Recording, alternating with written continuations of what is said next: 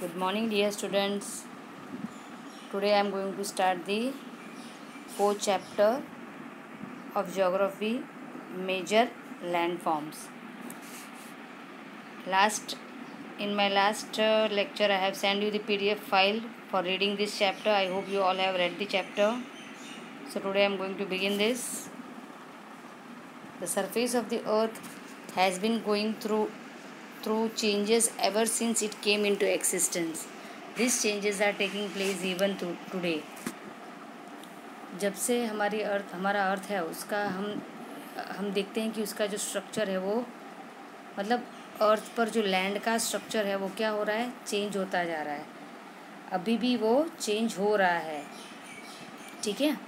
Some of this changes are sudden. For example the changes cause due to earthquake और volcanic eruption. कुछ change ऐसे होते हैं जो अचानक से हो जाते हैं, जैसे कि जब अर्थक्वेक होता है, वॉल्केनिक इरप्शन होता है, तब अर्थ में लैंड में चेंजेस आती है. On the other hand some changes take place so slowly that they become visible only after thousands of years. और कुछ चेंज ऐसे होते हैं जो बहुत धीरे धीरे होते हैं, इसीलिए हम उसको कब देख पाते हैं, हज़ारों सालों बाद. जब अर्थक्वेक हुआ या वॉल्केनिक इरप्शन हुआ तो लैंड में जो चेंज होता है वो हम सडनली देख पाते हैं. ठीक है. The two processes that changes the surface and create different landform on the earth are weathering and erosion. दो ऐसे प्रोसेस जो चेंजेस लाता है लैंडफॉर्म में, वो है वेदरिंग और दूसरा है erosion. Weathering refers to the breaking up of rocks. Weathering का मतलब है कि जो रॉक्स है यानी जो पत्थर है उसका ब्रेक होना, टूट जाना, that is called weathering of rocks. Whereas erosion refers to wearing away of rocks by agents like water, wind and ice. Erosion का मतलब होता है कि जो टूटे हुए रॉक्स के टुकड़े हैं वो मूव होते हैं. वेयरिंग अवे मतलब वो किसी के साथ मूव हो जाते हैं, आइदर थ्रू वाटर और through wind and even through ice. जब ये रॉक्स के टुकड़े कि कोई भी एजेंट हो, जैसे कि वाटर है, विंड है, आइस हो, इसकी मदद से वो मूव होते हैं, दूसरी ओर चले जाते हैं, तो उसे कहा जाता है erosion. In this chapter we will study about the land forms that are made by this agents of erosion. इस चैप्टर में हम वो सारे लैंड फॉर्म पढ़ेंगे जो ये इरोशन से बनते हैं, फिर उसका एजेंट कोई भी क्यों ना होगा, वाटर, विंड या आइस. पहले हम देखेंगे land forms made by rivers. River is a water body that begins as a small stream and as it moves down the slope of land other streams join into form a river. अभी river क्या है, ऐसी water body है जो एक छोटी सी stream के form में शुरू होती है. जैसे जैसे वो मूव होती जाती है वो दूसरे स्ट्रीम्स को ज्वाइन करती है और वो रिवर का फॉर्म ले लेती है. ठीक है. The place where the river originate is called its source. जहाँ से वो शुरू होती है उसको उसका, जहाँ से रिवर शुरू होती है, ठीक है, या जिसे हम ऐसे भी कह सकते हैं, जहाँ से स्ट्रीम शुरू होती है वो उसका सोर्स कहा जाता है. Rivers are most important agents of erosion. अभी हमने अभी देखा कि इरोशन वाटर, विंड या आइस से हो सकता है, पर सबसे बड़ा एजेंट जो इरोशन का है वो है river. The work of river depends upon the slope of the river bed and the volume of water it carries. अभी ये रिवर से जो इरोशन होता है वो किस पर डिपेंड करता है, एक तो कि वो रिवर का स्लोप कैसा है, दूसरा उस रिवर में पानी कितना है. ये दोनों के हिसाब से इरोशन, ये दोनों के ऊपर डिपेंडेंट है इरोशन. ठीक है. जैसे कि अगर रिवर में पानी ज़्यादा है तो भी उसकी स्पीड ज़्यादा हो जाएगी, स्लोप ज़्यादा है तो भी रिवर की स्पीड ज़्यादा हो जाएगी. तो जब पानी की स्पीड ज़्यादा होगी तो उसके स्पीड के साथ जो वो रॉक्स के टुकड़े हैं वो ज़्यादा लेके जाएगा, है ना। इरोशन यानी क्या, ये जो रॉक्स के टुकड़े हैं वो पानी अपने साथ बहा के ले जाती है, that is called erosion. A river journey can be divided into 3 stage. River की जर्नी को 3 स्टेज में डिवाइड किया है। First stage is the youthful stage. During this stage the river move swiftly down the slope with a great erosion power. जो पहला stage उसको youthful stage कहा गया है। इस स्टेज में रिवर स्विफ्टली मतलब क्या, उसकी स्पीड ज़्यादा होती है, ठीक है, और तभी उसकी इरोशन पावर भी उसका सबसे ज़्यादा होता है पहले स्टेज में। Maximum erosion of rocks and other material take place here. पहले ही स्टेज में ये ज़्यादा से ज़्यादा इरोशन होता है रॉक्स का, और उसके साथ साथ कुछ और पार्ट्स भी पानी के साथ मूव होते हैं, ठीक है। As a result number of landforms are formed here. V-shaped valley is an example of such landform. This is created when erosion work of a river result in widening and deepening of the river valley. It makes the river valley narrow and shaped like the letter V.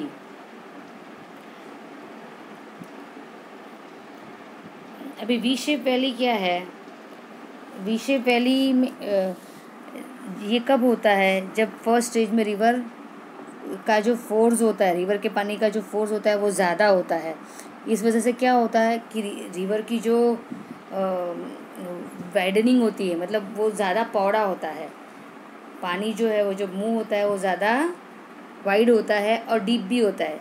This due to widening and deepening of the river valley is caused. इसी वजह से valley बनती है। It makes the river valley narrow and shape like letter V. और वो valley कैसी दिखती है? वी शेप जैसी दिखती है, जो ऊपर क्या होती है?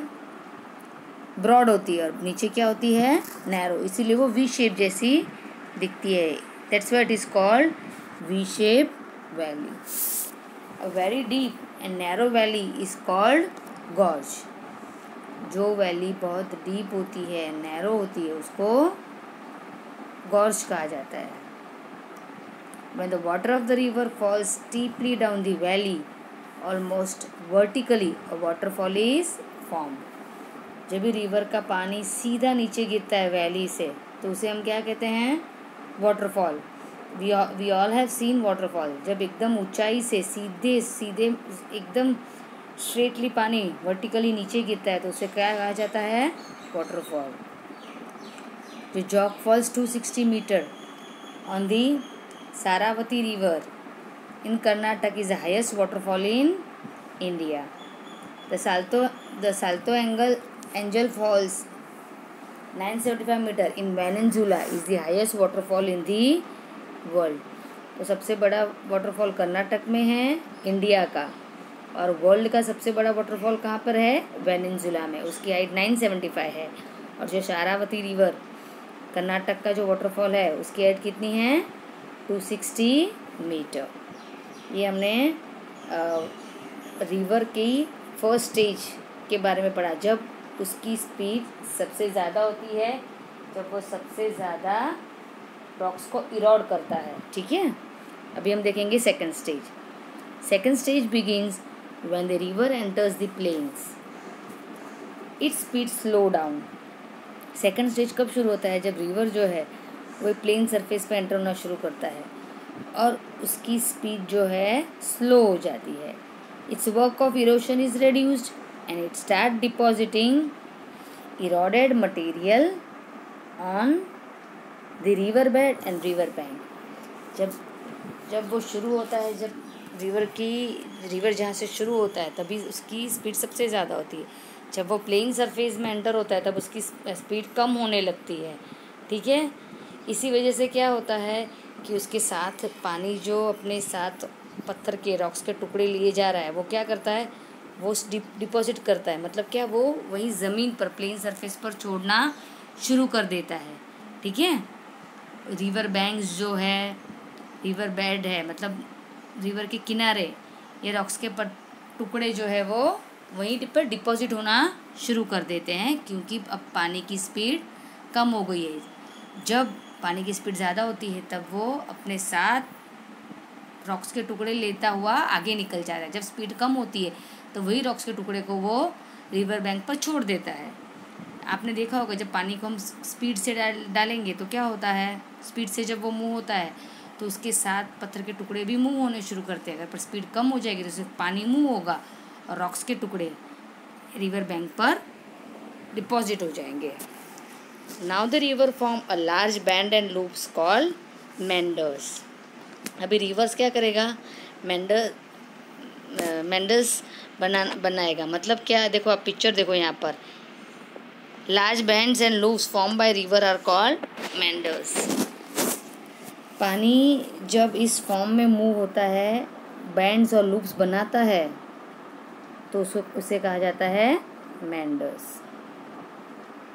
The river continues to erode and deposit material, causing the meandering loops to become almost circular. भी रिवर जो है वो इरोड करना रिवर जो है वो इरोड करना कंटिन्यू रखता है। मतलब जब पानी जब मूव हो रहा है तब छोटे छोटे टुकड़े उसके साथ मूव होंगे और जो बड़े होंगे वो डिपॉजिट हो जाएंगे रिवर बैंक पर, ठीक है। causing the meandering loops to become almost circular. With the passage of time, the river is able to chalk out a straight path for itself by cutting out of a strip planned between two loops. As a meander cuts off from the river, it forms an oxbow lake. जब ये meanders है वो river से cut हो जाती है, मतलब river बहती हुई आगे चली जाती है और ये मेंडर्स है, मतलब पानी जो है वो एक जगह पर जमा हो जाता है, तब धीरे धीरे क्या होने लगता है, देखो ऑक्सबो लेक बनने लगता है।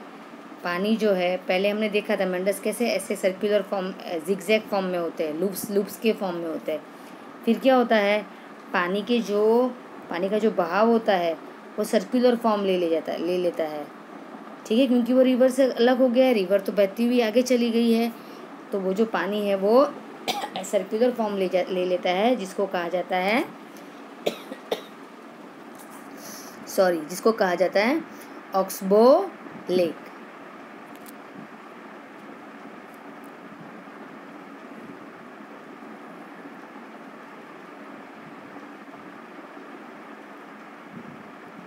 नेक्स्ट पेज पे आ जाते हैं।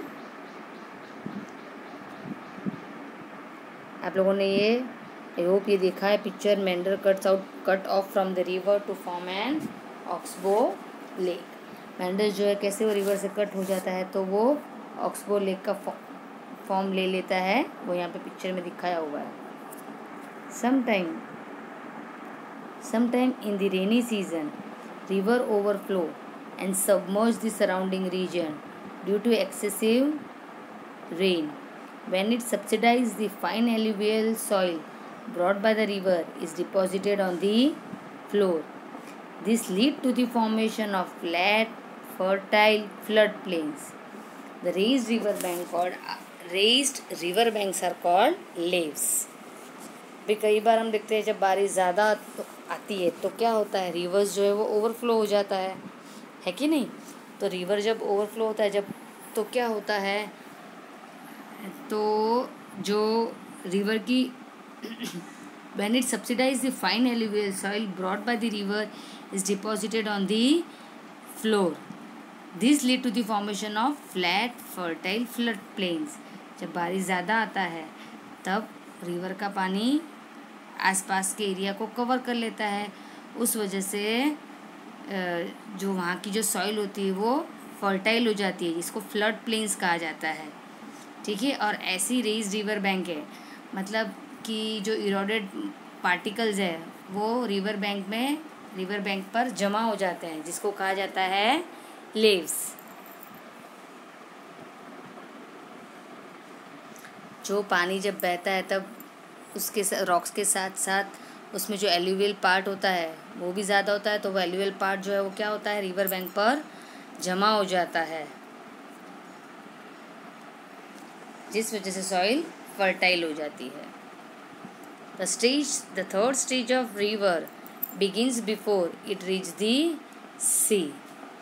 अभी रिवर का हमने फर्स्ट स्टेज सेकंड स्टेज देख लिया, अभी थर्ड स्टेज कब आएगा, जब वो सी में पहुँचेगा उससे पहले ही रिवर का थर्ड स्टेज आता है. We all know river joins the C.